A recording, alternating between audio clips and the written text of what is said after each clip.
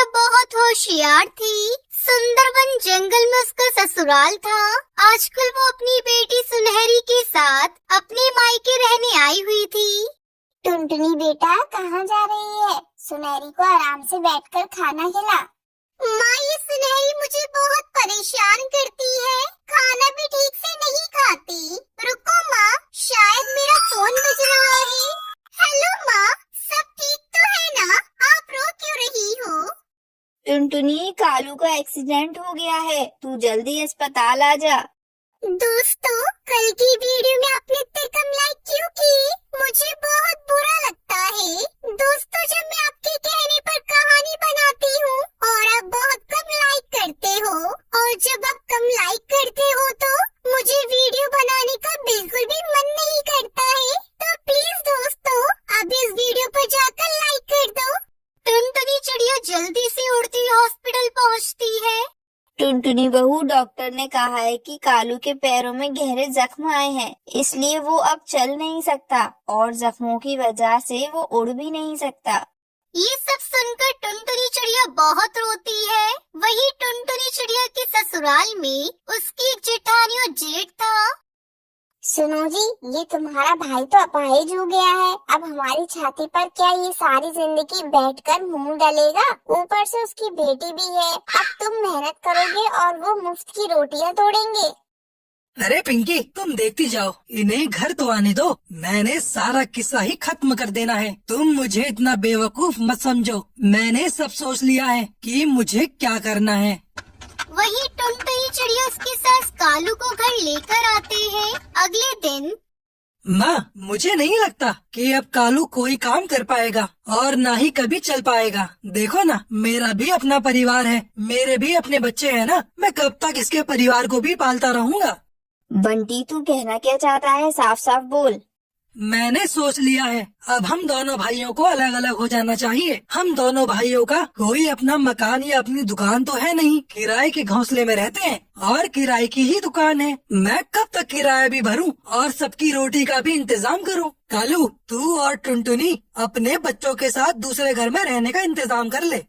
बंटी, तुझे जरा सी भी शर्म नहीं आती? अपने छोटे भाई की मजबूरी का फायदा उठा रहा है। आज उसे जिंदगी ने अपाहिज बना दिया है तो तू उसको हर तरफ से लाचार बना रहा है। माँ जी, आप ये गनीमत समझो कि हम आपको यहाँ से नहीं निकाल रहे हैं, वरना फिर आप जानती ही हैं। अरे तू क्या मुझे निकालेगी? मैं ही अब बच्चों के साथ यहाँ से चली जाऊंगी। बंटी, तू बड़े भाई के नाम पर कलंक है, कलंक। अगले दिन टुनटुनी चिड़िया सबके साथ अपनी माँ के घर आ जाती है। तू चिंता मत कर, तू अब मेरे साथ यहीं पर रह, मेरे पास। नहीं माँ, मैं तुम पर अपने परिवार का बोझ नहीं डाल सकती। तुम भैया भाभी के साथ रहती हो। मैं नहीं चाहती मेरी वजह से मेरे मायके में कोई परेशानी हो।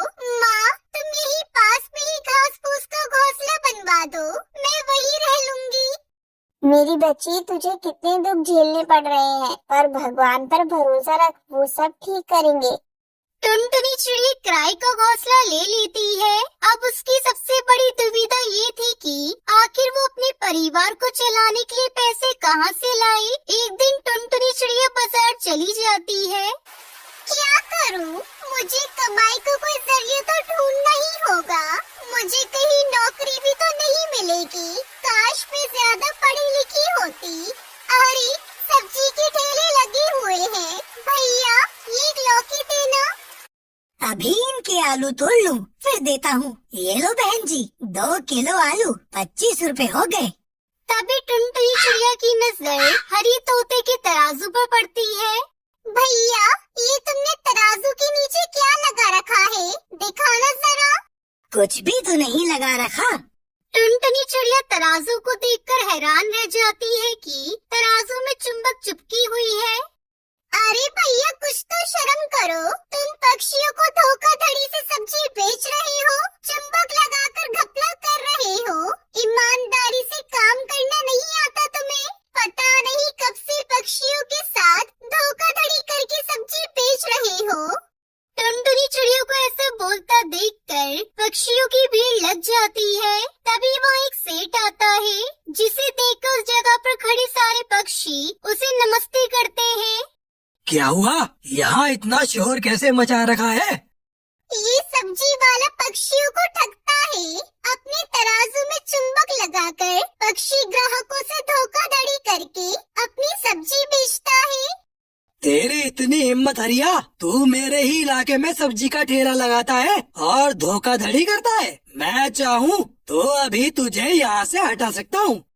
माफ कर दो सेठ जी, आज के बाद कोई बेईमानी नहीं करूँगा। शराफत से सब्जी बेचूंगा। मेरे छोटे छोटे 4 बच्चे हैं। अगर मेरा कमाई का जरिया छिन गया तो वो भूखे मर जाएंगे। रहने दीजिए भाई साहब, इससे अपनी गलती का एहसास हो गया है। मैं जानती हूँ परिवार की परेशानियों का दर्द क्या होता है। बात करते करते टुनटुनी चिड़िया की आंखें भर आती है। तभी चिंता से टुनटुनी को चक्कर आ जाते हैं और वो वहीं गिर जाती है। जल्दी से उड़ती हुई उसकी बेटी सुनहरी चिड़िया वहाँ आ जाती है। सुनहरी से सेठ को पता चलता है कि टुनटुनी का पति अपाहिज है और वो बहुत ही दुखों से गुजर रही है। कुछ दिनों बाद कड़कनाथ से टुनटुनी के घोंसले में आता है। बहन, तुम मुझे काम के लिए बोल रही थी। मेरे पास सब्जी की बहुत सी दुकानें हैं, पर संभालने वाला कोई नहीं। मैं चाहता हूँ मेरी मंडी में जितनी भी सब्जी की दुकानें हैं, उसका हिसाब और देख रेख अब से तुम रखो। मैं जानता हूँ तुम्हारी जगह ये काम और कोई ईमानदारी से नहीं कर सकता। माँ जी, कालू जी, देखो भगवान ने कड़कनाथ सेठ के रूप में एक भाई देकर हमारी कितनी मदद कर दी। टुनटुनी चिड़िया की आंखों में खुशी के आंसू थे। इस तरह टुनटुनी चिड़िया ने अपनी मेहनत से परिवार को अच्छे से संभाल लिया और खुशी खुशी अपने परिवार के साथ रहने लगती है।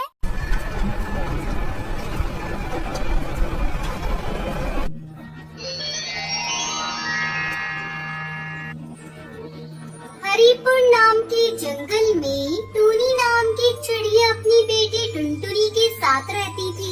टुनटुनी के पिता उसके बचपन में ही मर गए थे। तब से उसकी माँ ही हर तरह से टुनटुनी की परवरिश करती थी।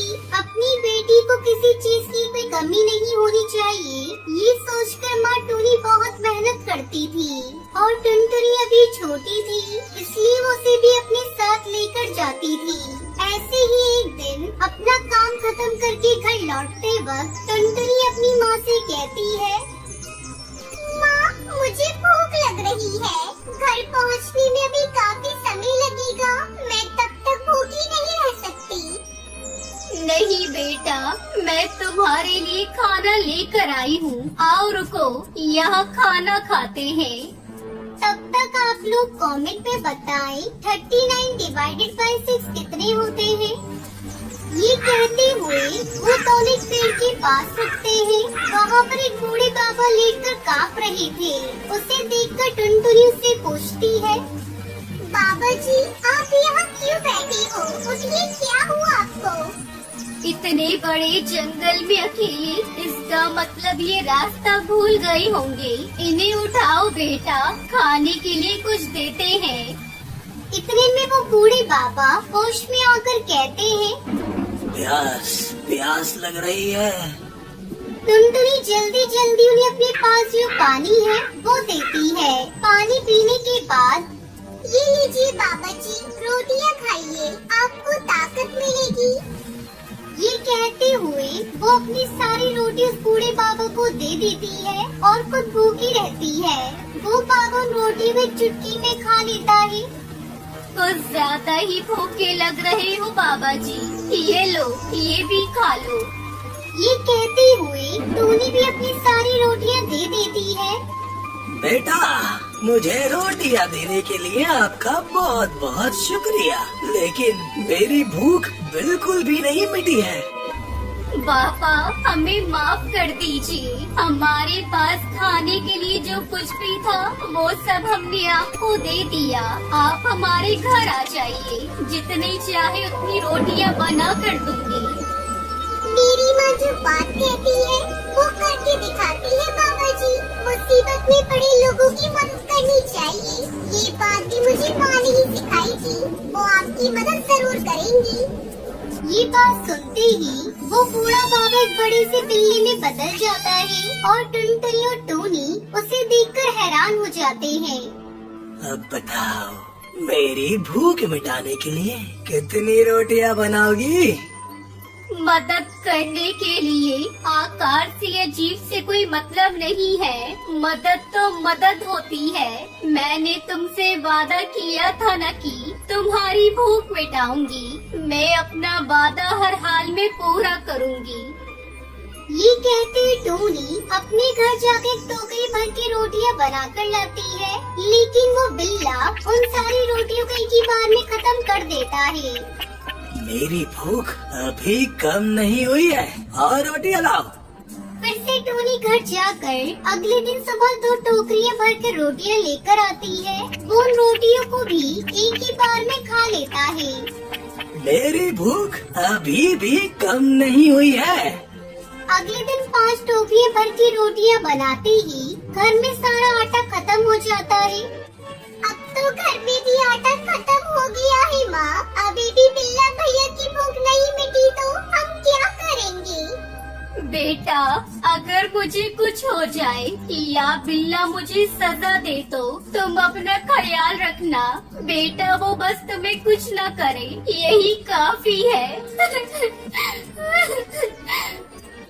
ये कहते हुए टोनी अपनी बेटी को पास बिठाकर रोने लगती है। इतने में वो बिल्ला उनके घर आता है। मैं तुम्हारे पास ही आ रही थी।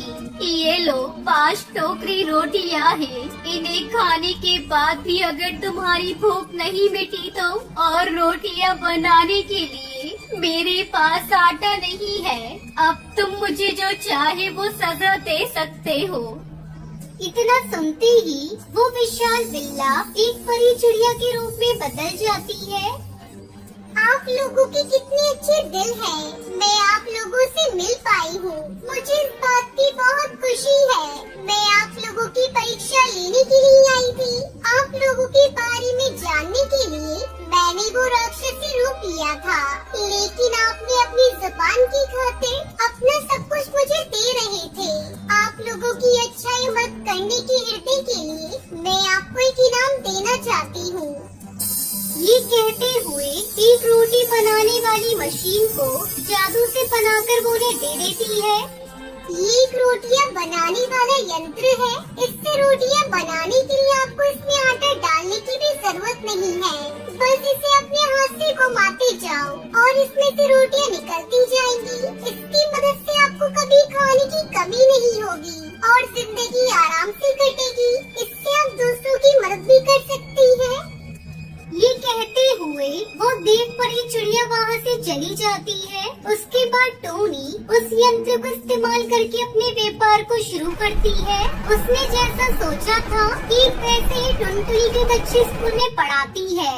ऐसे ही बहुत सारी गरीब पक्षियों की भूख भी मिटाती रहती है।